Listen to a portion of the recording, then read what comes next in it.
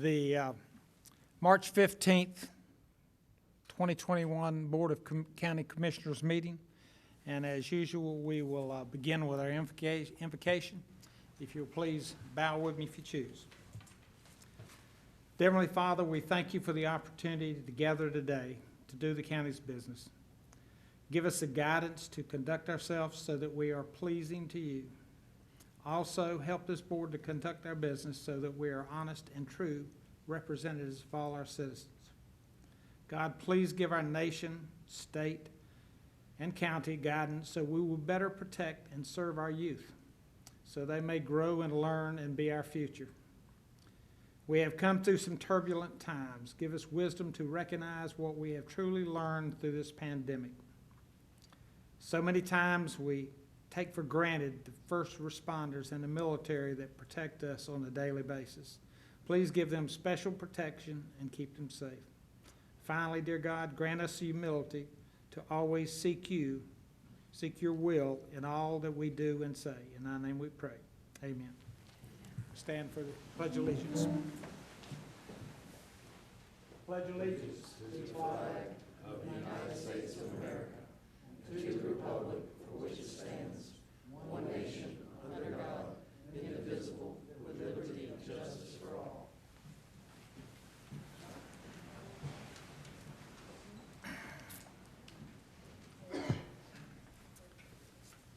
Our first item is our Procurement Department 2020 Sustained Professional Purchasing Award.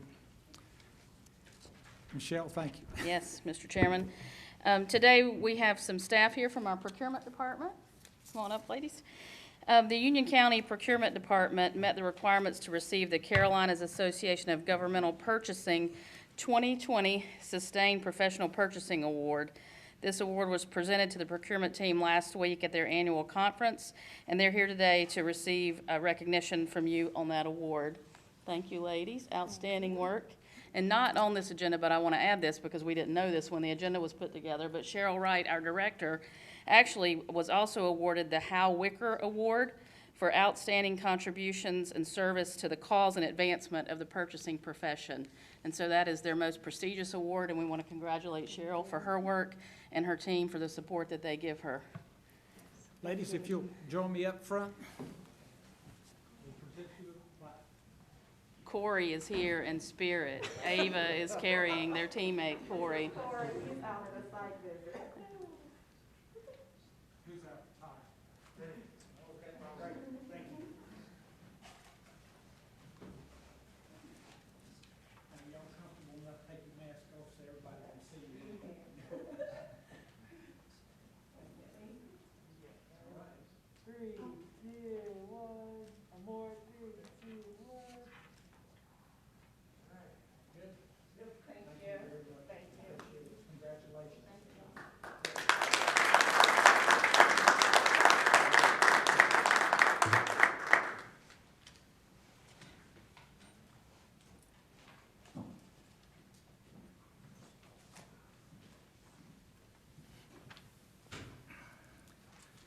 Recognize our employees is one of the most gratifying parts of being a commissioner.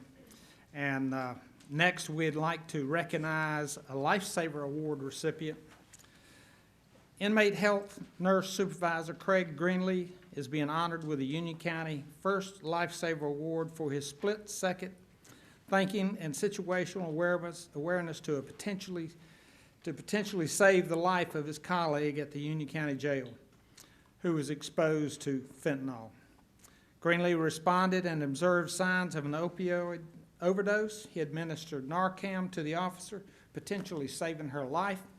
The management team recognized Mr. Greenlee's heroic actions by surprising him with a Lifesaver Award on February 22nd outside of the Union County Sheriff's Office.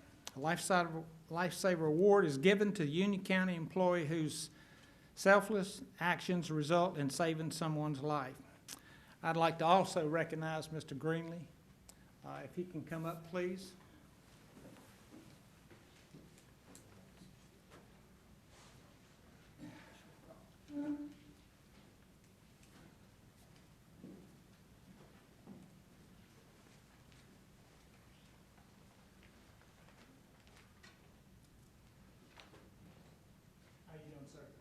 Good to see you again. Yes, sir. We have a certificate of recognition. The Union County Board of Commissioners recognizes Craig Greenlee on this 15th day of March 2021 for exemplary service above and beyond the call of duty in saving the life of a colleague at the Union County Jail. On December 29th, 2020, you quickly responded to help a colleague who had unknowingly been exposed to fentanyl and exhibited signs of opioid overdose. Your quick and heroic actions to administer Narcan potentially saved a life. This we present on the 15th day of March 2021. And thank you, sir. Appreciate it.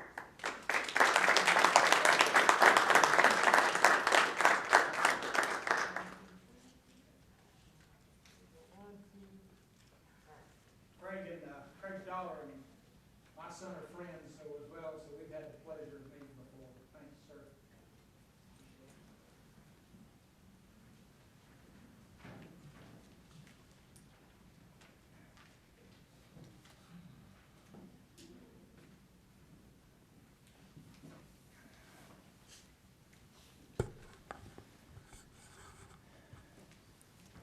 As we continue to recognize our employees, we'd like to recognize several for their service. And we'll begin with 5 years of service. Linda Bacon with the Community Support and Outreach. Lindsay Mullis, Community Support and Outreach. Gretchen Hill, the Library. Wyatt Howell, Public Works. John Shutak with Public Works. Justin Liberance with the Sheriff's Office, and Roger Wiles with the Sheriff's Office. And with 15 years, we recognize John Tompkins with the Library, James Dennis with the Sheriff's Office. And with 20 years, Lisa Kyan with HS Business Ops with 20 years, and Amy Kay with the Sheriff's Office. And with 25 years, Sheila Treadway with Tax Administration. We appreciate your dedication and your service to Union County for all these years. We will begin now with the next item is a text amendment, UDO sections 5.030 and 105.03 maximum density. And Lee, thank you.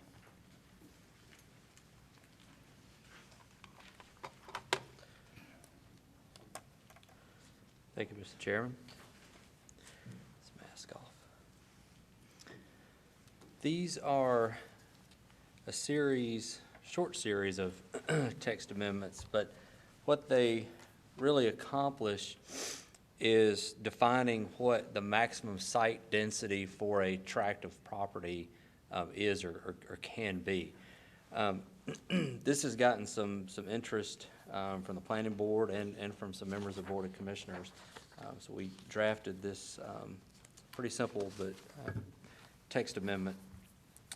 The first thing we needed to do was look at what that meant. What does maximum site density mean?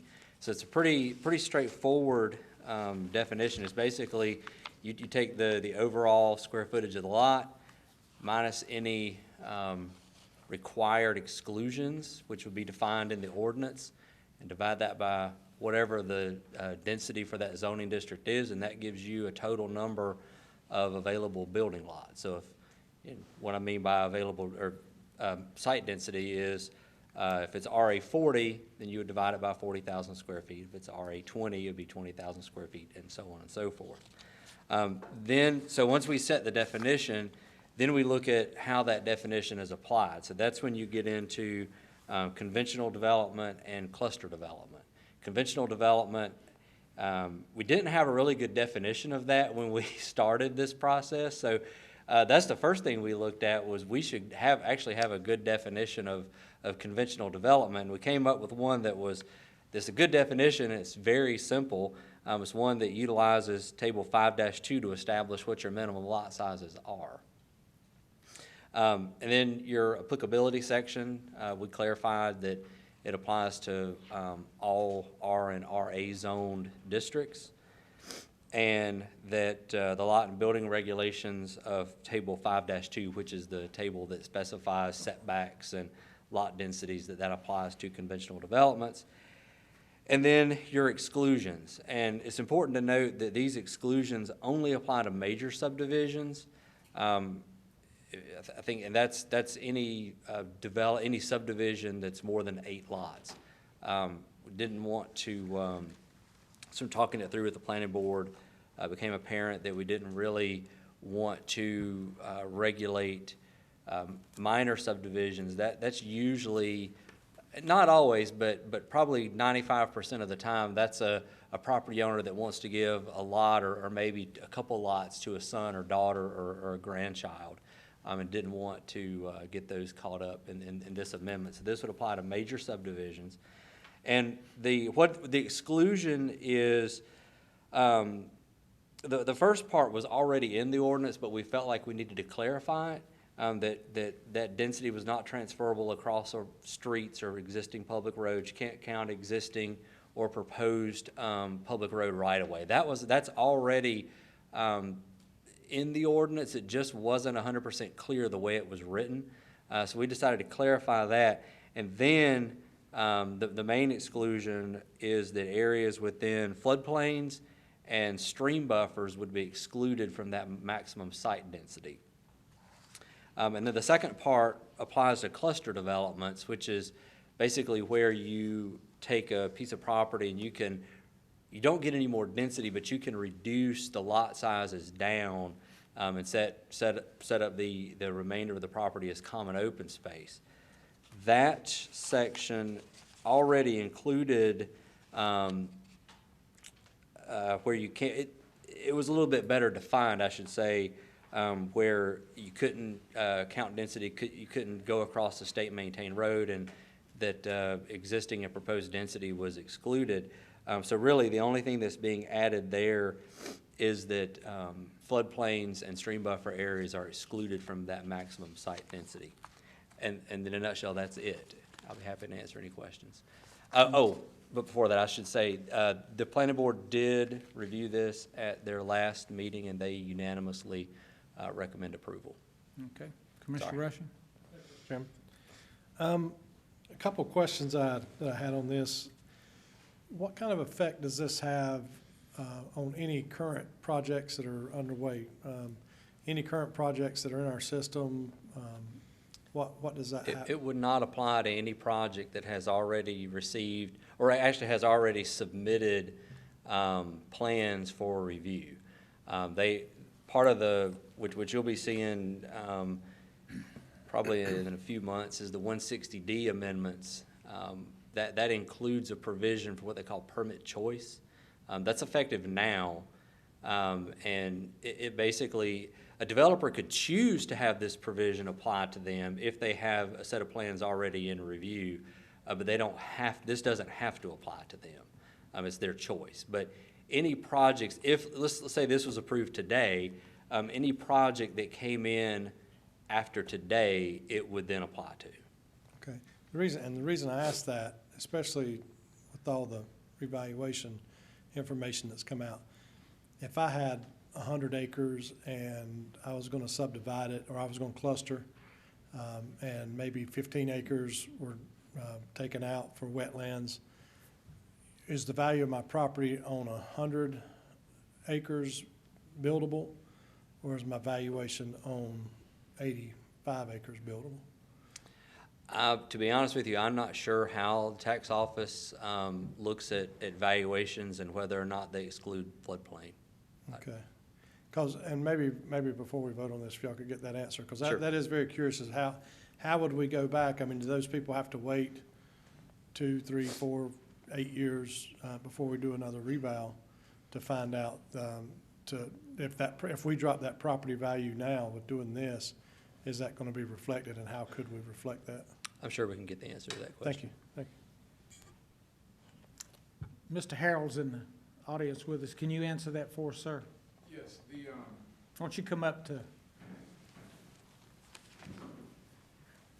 Sorry for putting you on the spot. oh, you're fine.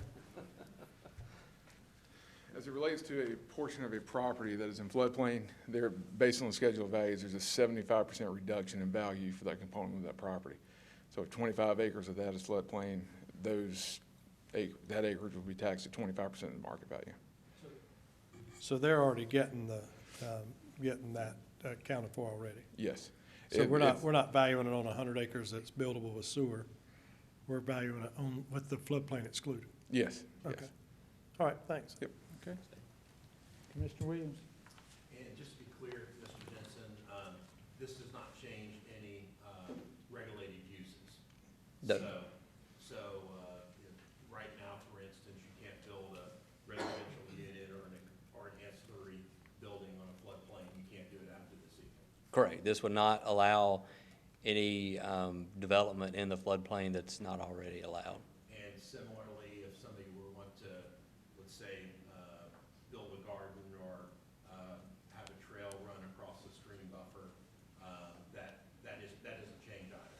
Right, they could still do that. So if a neighborhood wanted to build a trail in their common open space, as long as they complied with the FEMA rules that we enforce, they could do that. Thank you. You're welcome. Okay. Any further questions? Thank you, Lee. Thank you. With that, we'll open the public hearing. And I have no one signed up to speak on the public hearing. If someone missed the sign up, if you'll speak now or... All right, with that, I will close the public hearing. The next item is public hearing, confidential company, Project Blue, to consider a Step 3 Economic Development Incentive Grant in the amount not to exceed $512,200, paid over a 5-year period. Good afternoon. Thank you. Chairman Helms, Commissioners, Manager Watson. It's my pleasure to bring before you this afternoon an Economic Development Incentive Grant request by Project Blue. As you know, typically we share the name of the company requesting the Economic Development Incentive Grant, but this particular company has requested that we keep their name strictly confidential until they complete an upcoming Board of Directors meeting where they will make a final decision on their proposed project. So therefore, in order to honor their request for confidentiality, we are referring to the opportunity as simply Project Blue. With the exception of their name, I'm happy to share with you some details on the project. The firm supplies their product to customers across North America from their location here in Union County. Business has grown to a point where they seek to bring their warehousing and distribution functions on site in order to increase efficiency and reduce transportation costs.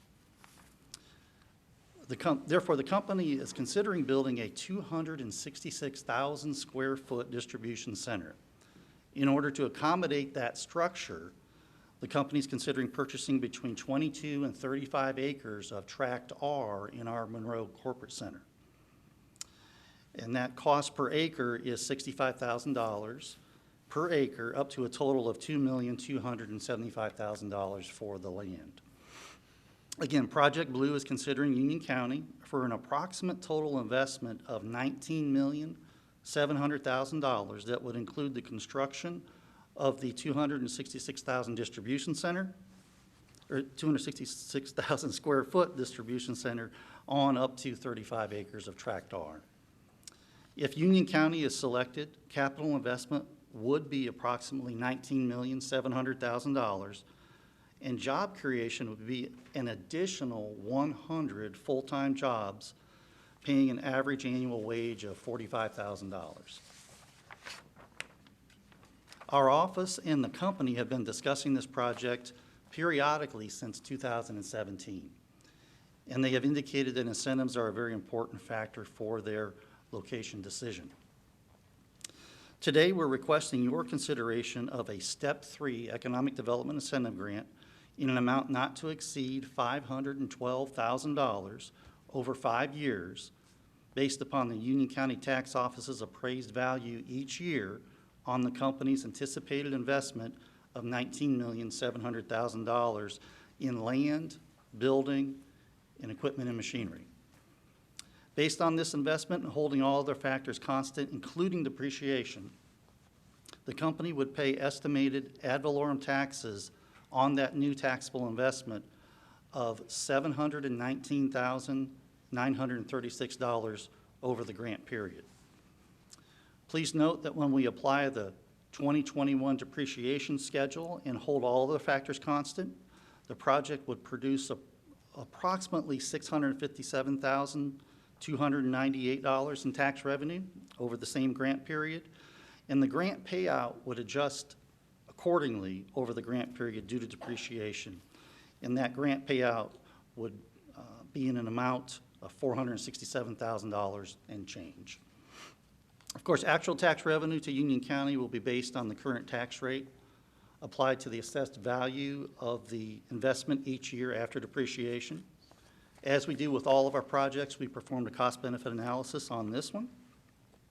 And Project Blue shows a 1.98 to 1 return over the first 5 years of the project or the grant period, and that increases to 3.00 to 1 return over the life of the project.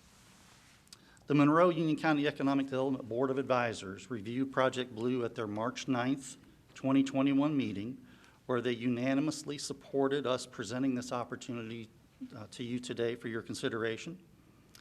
We also presented the project to Monroe City Council last week at their March 9th meeting, where a similar economic development grant was awarded unanimously.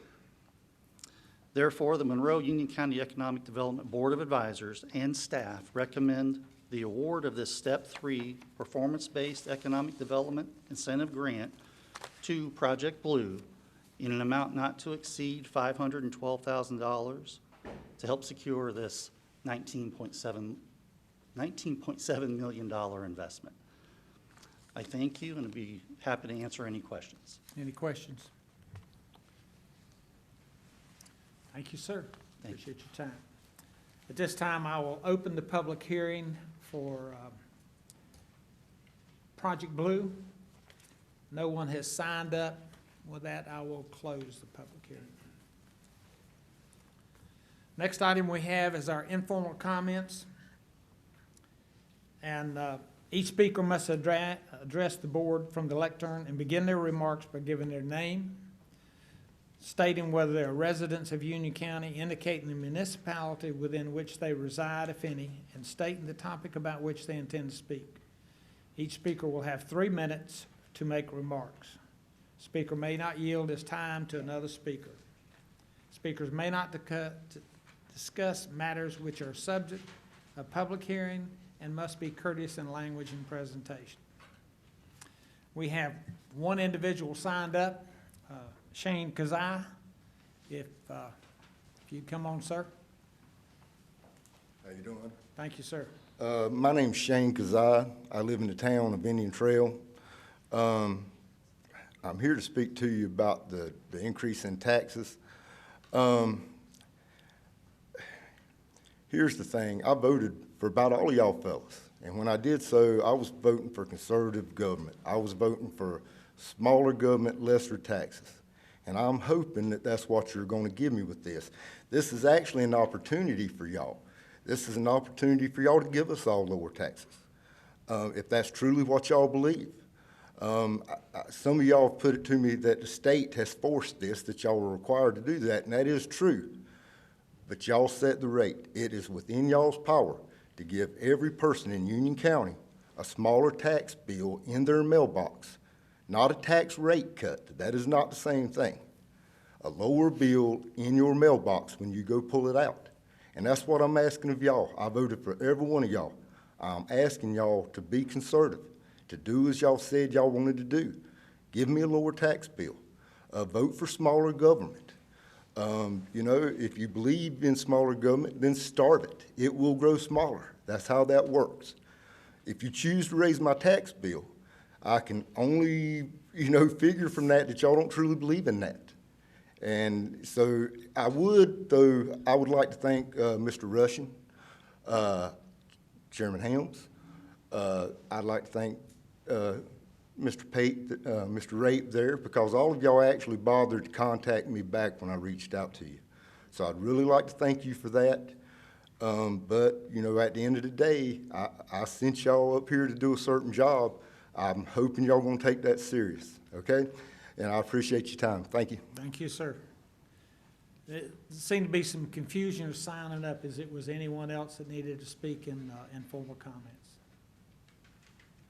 All right, well, we'll close informal comments and move on. Next, we have additions, deletions, and our adoption of the agenda. And I'd like to begin by asking that we remove item 16 for a later date. We need some additional information on it. And I'd also like to add that we would like to do a resolution that would change the date at which our next meeting will be from April 5th to April 12th at 6 p.m. That happens to be a vacation week for county schools and everything. So I'd like to add that as item 26B. And based on no comments on our UDO, I'd like to add that as item number, address the UDO with item 26A. Any questions? Motion to approve is amended. Okay, we have a motion to approve. Further discussion? Yes, sir? Okay, all in favor? Aye. Thank you. Next, we will have our consent agenda. We have a motion to approve as amended. So moved. Okay. All right, any discussion? All in favor? Aye. Okay. Next is 26, item 26. We have no old business. Item 26 under new business. Consider step 3 economic development incentive we just heard about in our public hearing. Anything you'd like to add? No, sir, thank you. Okay. I'll make a motion that we go ahead and approve the economic incentive grant corporation. I didn't have a motion for this, so I need to go back and pull that. You can read it right there.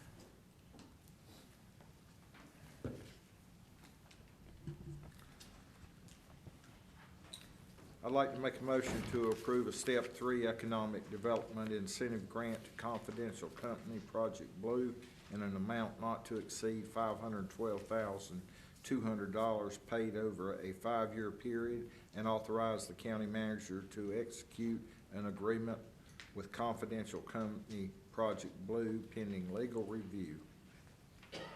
Okay. Is there any further discussions? Okay, we have a motion. All in favor? Aye. Aye. All opposed? No. Okay. Next, we have 26A is also on the public hearing we had on approving the proposed UDO changes. Mr. Chairman, real Yes, sir. quick, I'm showing 28A, or am I off of my, is it 28A or 20? That's 26A is what 28 is the, The economic development grant was 28 on my agenda. Have I got a different agenda? Possibly. 26 was EMS annual financial report. that's an old agenda, isn't it? Right. Well, then I have an old agenda. I'm not sure what Richard said when he added this, but I said 26A, what but you just said would make it 28A. 28A? Yeah. Okay.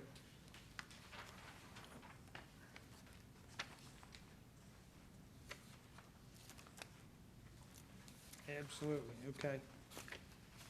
Apologize, just No, thank you. make sure I'm right. Thank you. I print mine out earlier in the week and put it in my book so I can get through, so. Clerk may change both those as mine.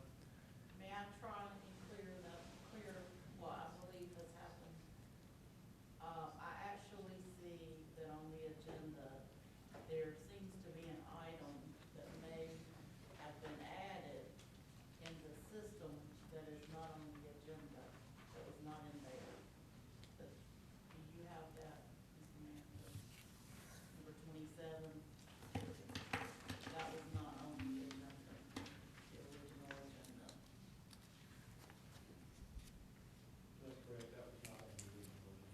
So it is 28A.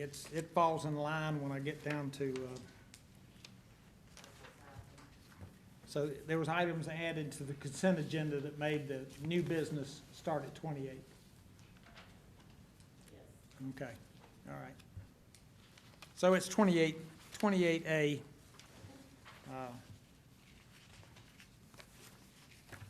Would be the adoption of the UDO presented in the public hearing. And I'll make a motion that we adopt that UDO changes that will become effective upon approval.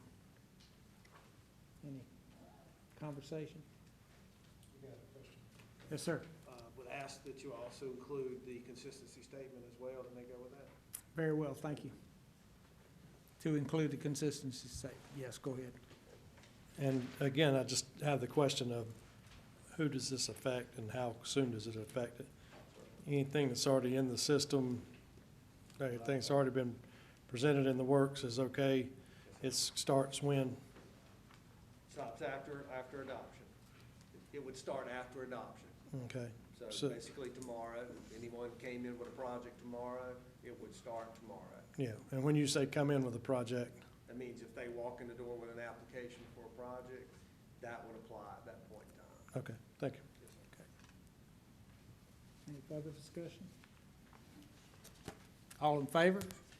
Aye. All opposed? None. Thank you. Then 28.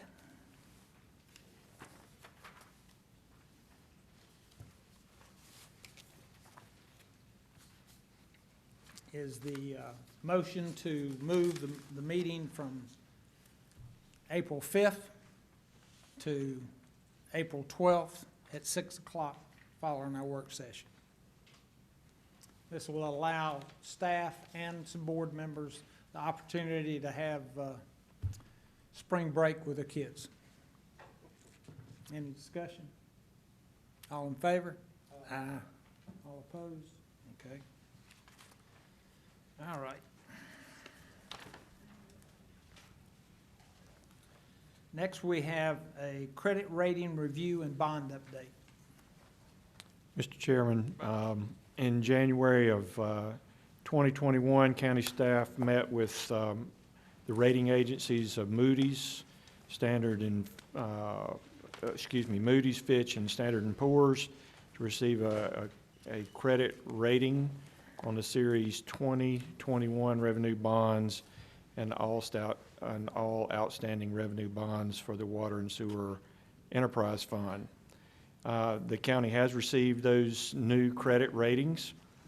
In addition, the local government commission has approved the Series 2021 revenue bond financing in March, in its March meetings, and the bonds were priced on March the 10th. And it is our pleasure today to have Mr. Jared White, who's our financial advisor with Stifel,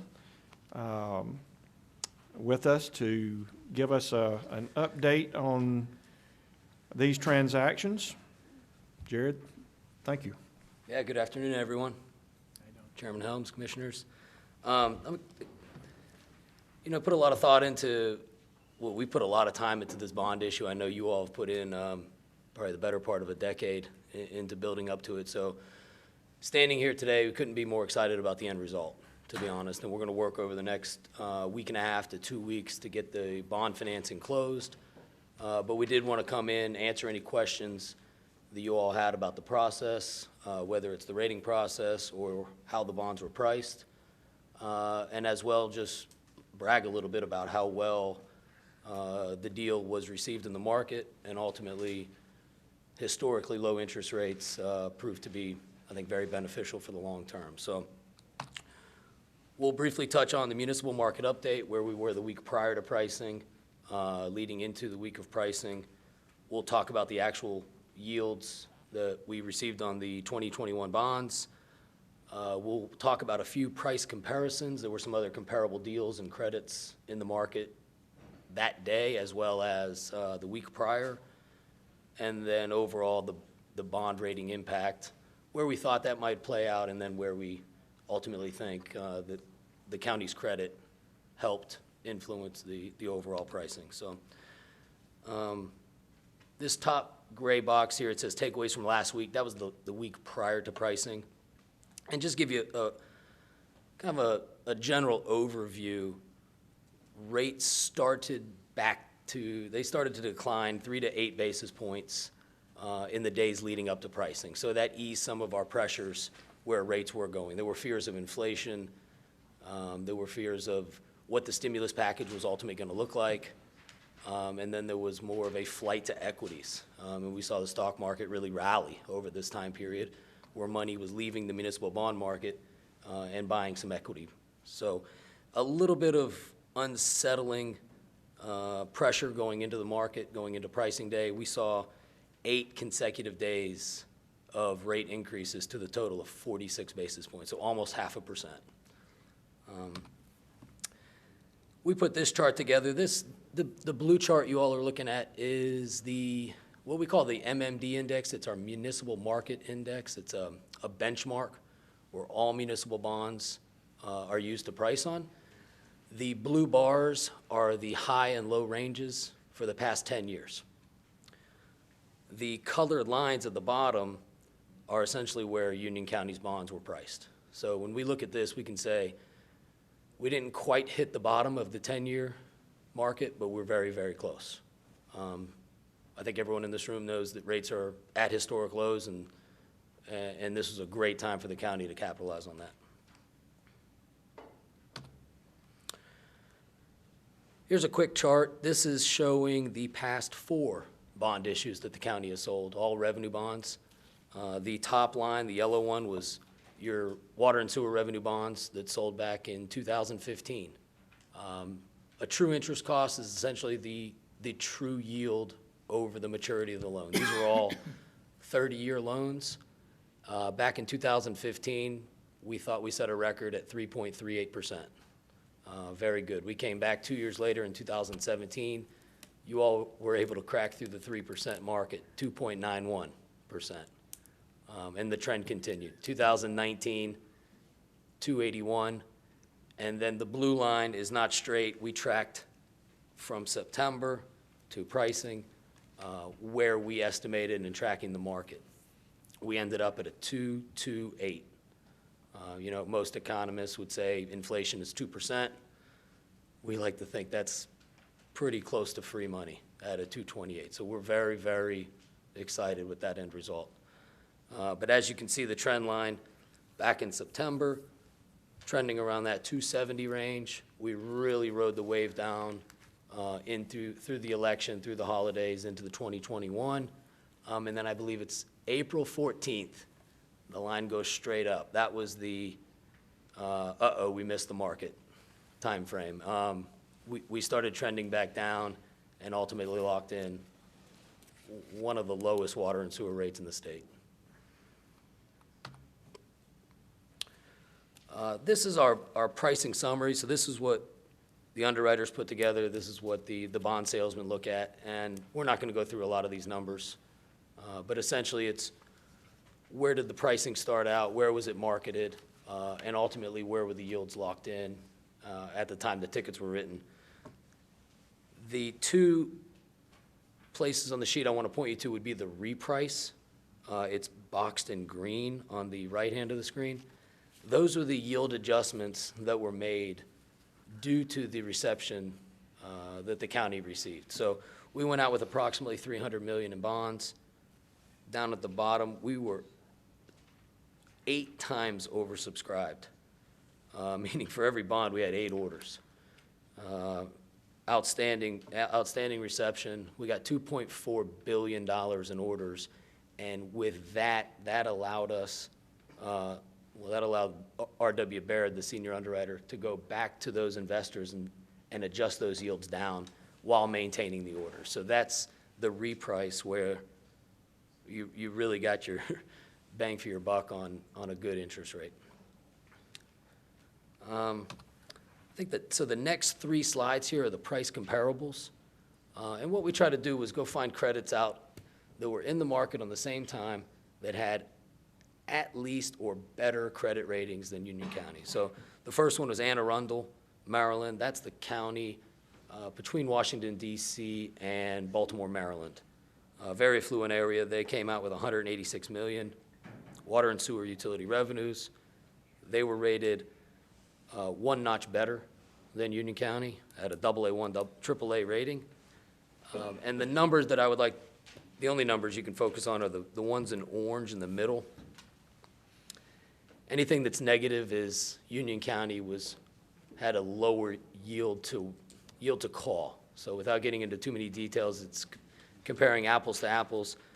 What did our pricing look like against the competition? And you can really see the impact there in years 10 through 15, where the county received 20, 30, and 40 basis point better pricing than a better rated county in Maryland. Same thing. This one is New York City Water and Sewer. This was a refunding deal. They came out with $575 million in water and sewer revenue bonds. Again, one notch better rated on the Moody side at AA1, and again on Fitch, one notch better. Again, the Union County outperformed New York City on the same day, the same market. The last one, we put this one in here. It was a different market. This is Columbia, South Carolina. A much smaller deal, but again, they did have the one notch better rating than Union County. And it was a mixed market. And I think this deal priced in a week prior, so early March. That was when the rates were starting to come back down and trend in the right direction. Union County, in my opinion, they through the belly of the curve, they priced much better. On the back end, Columbia received a better spread over that MMD index, but if you look at true yields, Union County received a lower true interest cost. For example, in the final maturity, Union County received a 2.3, I put my marker right over it, 2.31%, while Columbia was at a 2.45. So again, all of this is to show you what a great reception, what a great outcome, and I think everyone in this room should be extremely proud about your efforts, the staff's efforts, and great timing on the market. The last thing we want to run through was we have one slide, maybe two here, of just some information, but on the rating process. I think you all know that the water and sewer revenue bonds, Moody's did make an adjustment from AA1 down to AA2. S&P affirmed their rating at AA+, and Fitch affirmed their rating at AA. The comments from Moody's were they want to see how the debt seasons. They want to see how we get into some of the rate changes, and ultimately how the debt service coverage ratios play out. So again, we saw this potentially as a 7 basis point increase across the board. In reality, it had no impact, in our opinion, on the pricing. Can't make any promises moving forward on future deals, but in this one with $300 million on the line, we saw no impact, no investor questions that showed any concern. And then again, this is the county's general obligation bond, AAA across the board, no issues. It's as good as gold, and AAAs in North Carolina are better than AAAs elsewhere. So again, very proud to report some of the good news. That's it. That's all the information we had, but I'm happy to answer any questions and go back to any slide that we want to. Commissioner Williams. Yes, sir. Mr. Chairman, thank you, Chair. What was the assumption going into this? Was it 2.75% yield? What were we assuming going into this conservatively in terms of yield? In terms of our true interest cost? Yeah, so I think we had not to exceed rates of 2.75. Okay. But again, in my opinion, those are worst case scenarios. So when we were going into it, we realistically thought the day of pricing, we were gonna be in the 230 to 240 range, so probably a 235. When talking to the staff, we were really, we would say, wow, this would be a best-case scenario to break the 230 range. But I'm not sure it's gonna happen, and it did. So I would say 235 to 240 was our week of best guess. As I recall, the coverage ratios, using those assumptions were kind of tight initially. I guess our picture in terms of coverage ratios are looking a little better. They did. They would improve a little bit. I think, are you referring to the feasibility report? Yes, the feasibility study. I'm trying to think back, and on the coverage ratios, it seems like we were kind of close, kind of tight on some of those. And I would imagine with the lower yield, those are looking a little bit better. They would be, and I would say they weren't tight in terms of board policies or where we want to see them. I think they were still in the 1.4 range, but they were tighter than we've seen them in the past just because of the increase in debt. But to answer your question, yes, they have improved slightly. I think our anticipated annual debt service came in around, and Beverly may correct me, $500,000 a year lower than what we had anticipated. But I would have to, I'd like to confirm that in the 500,000? So about $500,000 less per year. Very good. Thank you. Any other questions? Thank you, sir. Appreciate it. Yes, sir. Thank you.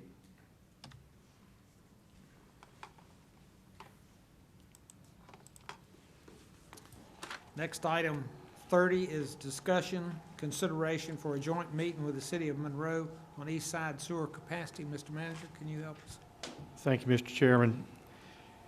For several months now, this public works staff between Union County and the City of Monroe have been meeting informally, discussing water sewer needs and projects and what the future looks like, and trying to find a way that would potentially benefit both organizations' current and future needs.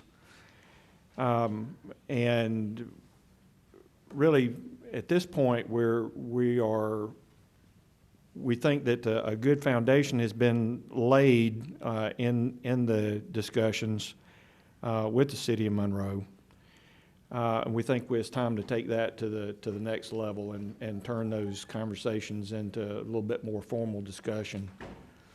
I would recommend at this point in time that the board consider making a request to the City of Monroe City Council for a joint meeting between the Union County Board of Commissioners and the Monroe City Council for the purpose of a couple of things. One is to obtain updates formally from the City of Monroe Public Utility Director. Let that director inform this board of the situation that Monroe has with its water and sewer and what its future needs look like, and vice versa. Let our Public Works Director inform the Monroe City Council of our current situation with capacities, et cetera, and our future needs.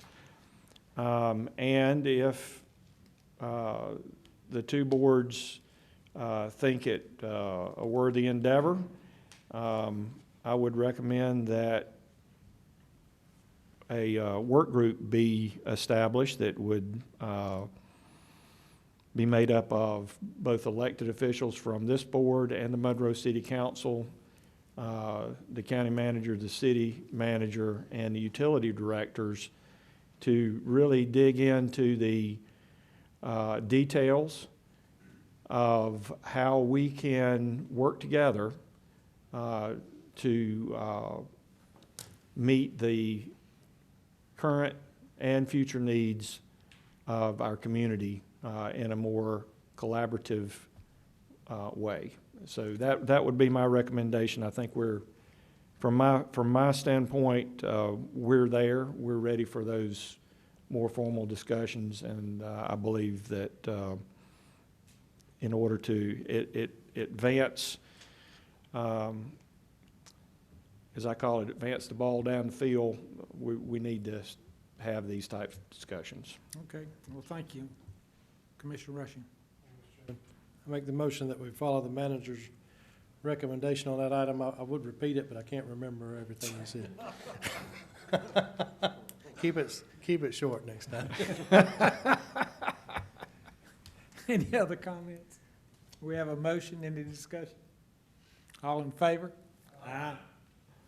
We'll be in contact with the city manager and Monroe Council and try to schedule that meeting, a date that's convenient for both boards. Okay, thank you, sir. Next, we have our item 31, appointments to boards and committees. We have vacancies exist on the following boards and committees, and we'll take them one at a time. Parks and Recreation Advisory Committee, we have 5 vacancies. One of these vacancies is designated for a person with a physical disability. Applications received were Michael Evola, Jerry Ford, Russell Hughes, David Pomnick, and Elisha Strauss. Commissioner Rushing. Mr. Chairman, make a motion that we accept those 5 nominees to fill those vacancies. Okay, any discussion? All in favor? Aye. None opposed. Next, we have the Juvenile Crime Prevention Council, JCPC, vacancy for juvenile defense attorney. 1 application received from Tiffany Wilson, and I'll make a motion that we accept Tiffany. Is that any discussion? All in favor? Aye. Okay. Next, we have Home and Community Care Block Grant Committee. The term of Catherine M. Damaski has expired on the Home and Community Care Block Grant Committee, and Ms. Damaski has submitted her application for reappointment.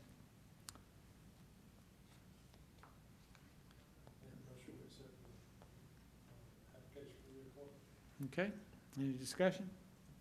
All in favor? Aye. No objections. Next, we have the Library Board of Trustees, 4 vacancies on this board. Waxhaw representative currently serving is Valerie H. Gromafitz.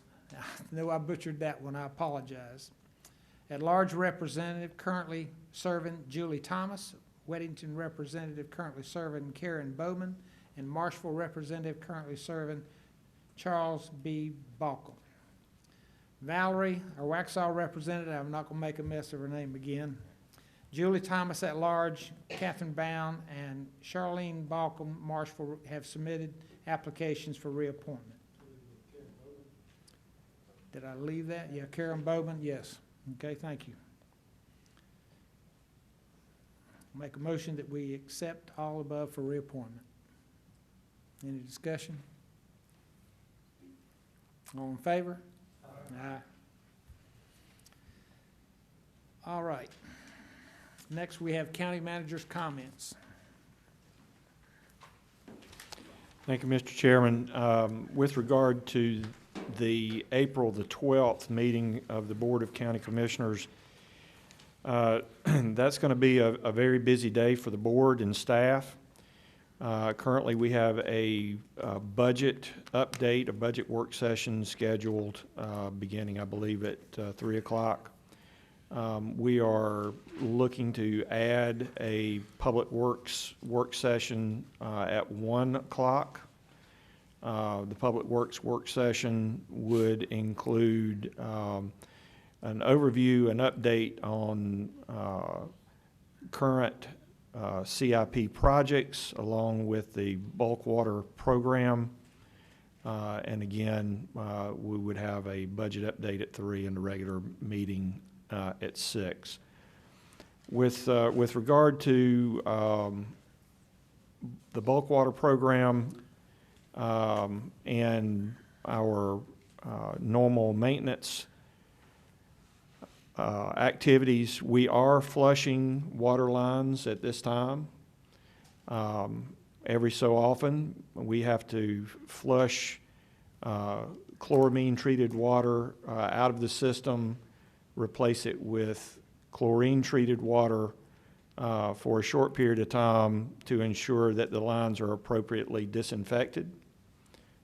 This maintains good drinking water, safe drinking water, and we're doing that at this time, especially in those areas that are at the end, I'll call them at the end of the line, where the water is not circulated that often. We're having to flush those lines out to make sure that that chlorine-treated water is in those lines. The chlorine water would be in those lines for a month or more, and then we would have to flush that portions of the line out and return back to the chloramine and treated water. But that is a process that's going on right now. We've received some calls and concerns about that line flushing, but that's what's going on in addition to normal flushing related to repairs in the lines.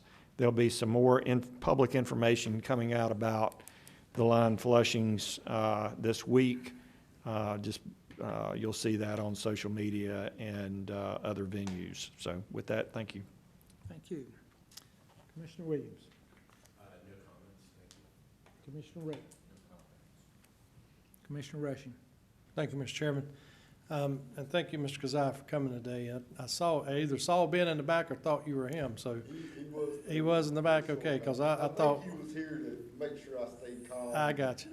I thought he was your twin. So I said, man, Ben's I twin. would ask, are y'all not gonna have any discussion on the proposed tax? No, and that's what my comments are about. What this is a process, this process starts early in the year and goes up until June.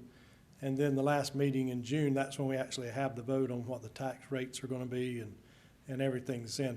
People are still doing their revaluation process, they're doing their appeals.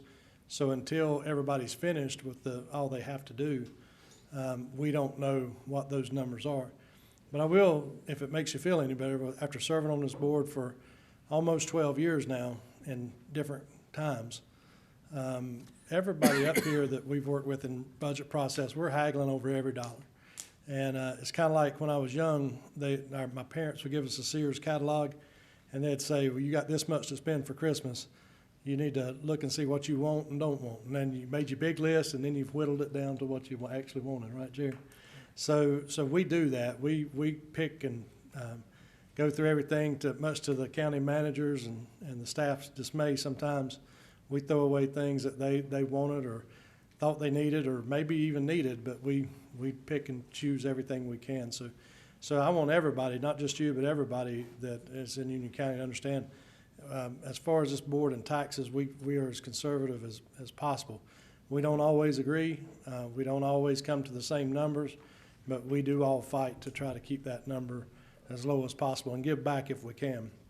We're taxpayers too, and we have to go through the same process that you do. So hopefully you'll feel better.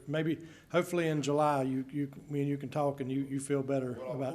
Pull it out my mailbox, I'll know. You call me, still what I think then. That's right. But if you don't mind, could I get what? all y'all? We can't. So maybe you tell us where y'all were at on that. That wouldn't be appropriate now, but I know that we all are going to look after your tax dollars as best we can. Everybody up here, like I said, even though we may not always agree on everything, we do agree that we don't want to take a bigger bite than we should, and we're going to fight and we're going to work and we spent a lot of time already, and we'll continue to spend time to work for the taxpayers of Union County. Smaller government, less taxes. That's what I was promised. Yeah. I'm holding y'all fellas to it, right? All right, thank you. We discussed it outside Commissioners' public comments. place. I'll be glad to talk with you offline, but let Thank our commissioners finish their comments. Yes, Thank you. sir. That's Thank you end of so comments. much. Thank you. Mr. Simpson. It seems like there's a lot of talk now about the fact that we may be coming out of the pandemic, and I just remember back early March of last year when we were going into it, and Union County has worked real hard to not miss too many beats throughout that year. And it seems like every meeting that we have, there's someone that's recognized, whether it be a department or an individual, for their contributions to the citizens of Union County. And I just want to say kudos to that, to the staff and to their dedication. I know one other thing I want to mention is, and it's a thing that it's always a matter of the stars aligning.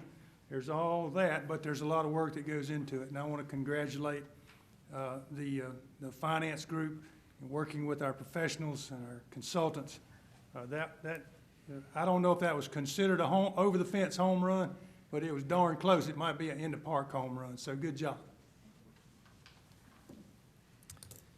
Well, I'd like to also thank our finance department and also congratulate you on your win this weekend as well. Quite an athlete there. And, but we, this past week, we had a meeting with the majority of our municipalities. We held took up most of the day. And we held this meeting to listen to what their concerns were. Some of them were like yours, Mr. Kazai. And also to hear what their thoughts on water sewer capacity and things of that nature. It was an excellent meeting. My feedback from the municipality says it was the best we've had, and this is about the third one I think we've had. And we look forward to, they've even asked to have them more frequently. So that's a good thing. I think we need to congratulate our staff for putting together such an efficient meeting and being prepared to communicate to our municipalities. And then also, I'd like to thank our deputies. We appreciate you here. We appreciate all our deputies in Union County and the service that you provide for us. We're a very blessed county to have Sheriff Eddie Cathy and your team that takes care of us. So with that, I'll make a motion to adjourn. All in favor?